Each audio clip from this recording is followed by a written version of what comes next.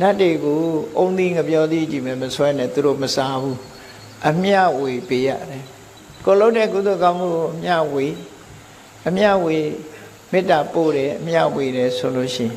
သူတို့ရဲ့ကုညီဆောင်ရှောက်မှုကိုရတယ်ပေါ့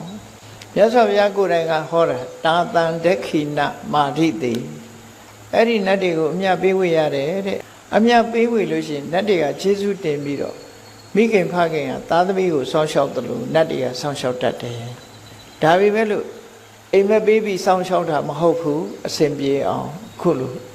ကိုမသိပေမဲ့အစဉ်တပြေဖြစ်အောင်လုပ်ပေးသွားတယ်နတ်တွေရဲ့စောင့်ရှောက်မှုခံရတဲ့ပုဂ္ဂိုလ်ဟာဘဝမှာအစဉ်ပြေနေတတ်တယ်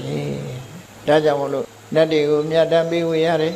အာကာသထသဗ္ဗုမထဒေဝနာဂမဟိဋ္ဌိကာတေပိအမေနုရခန္တုအာရောဂေနဒုက္ခိနာသာအတ္တနာရိယတုတ်ကောင်းကင်ဘုံမှာရှိတဲ့နတ်တွေမြေပေါ်မှာရှိတဲ့နတ်တွေတကိုးရှိတဲ့နဂါးတွေငါတို့ကိုကျမ်းမာအောင်တက်ရှင်အောင်ဆွမ်းရှောက်ပါစေဆိုတာကုသိုလ်ကောင်းမှုတွေကိုအမြတ်တမ်းပေးဝေပြီးတော့အခုလိုမေတ္တာပို့တယ်နော်အမျှဝေတယ်ဆိုတာဟာသူတို့နဲ့မိတ်ဆွေဖွဲ့တာပဲဖြစ်တယ်ပေါ့အဲ့ဒီနည်းနဲ့ကုသိုလ်ကောင်းမှုလှုပ်တိုင်းအမျှပေးဝေခြင်းအပြင်သူတို့ရဲ့ကုညီဆောင်ရှောက်မှုကိုရတယ်